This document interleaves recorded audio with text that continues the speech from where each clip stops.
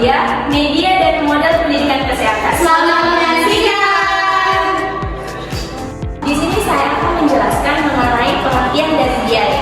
Apa sih itu diare? Diare adalah suatu kondisi di mana kita sering buang air besar dalam satu hari 3 kali atau bahkan lebih dengan konsistensi pinjal yang kita keluarkan berbentuk lembek atau bahkan cair.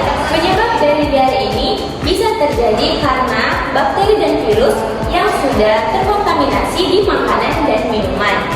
Lingkungan juga bisa menyebabkan anak, bapak, dan ibu mengalami diare yang bermula dengan anak mengalami awal sakit perut seperti tergilir, kram, dan kemudian ingin membuang air besar secara terus-menerus.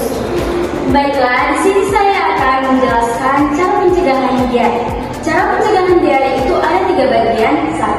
Mencuci tangan dengan sabun. Mencuci tangan dengan sabun bermanfaat untuk agar menghilangkan kuman yang ada di tangan dan di kuku. Seperti yang kita lihat, banyak sekali anak-anak yang terkena diare karena sering tidak mencuci tangan dengan sabun.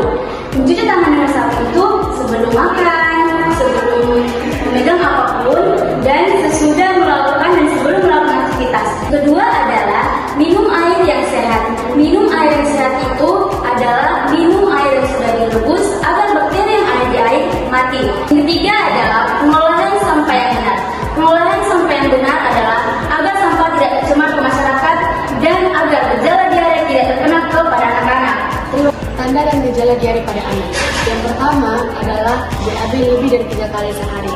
Nah, biasanya bentuk dari feses yang keluar pada anak adalah berair dan juga berlendir. Dan beberapa kasus ada yang sampai mengeluarkan darah. Itu karena bagian anusnya terbentuk. Yang kedua adalah penurunan nafsu makan. Itu bisa terjadi karena anak tersebut mengalami mual dan muntah. Yang ketiga adalah dehidrasi. Ini adalah yang paling parah dan sangat berbahaya jika anak sudah mengalami fase dehidrasi. Ciri-ciri anak yang dehidrasi itu yang pertama adalah matanya cekung, bibirnya pucat, dan juga badannya lemas.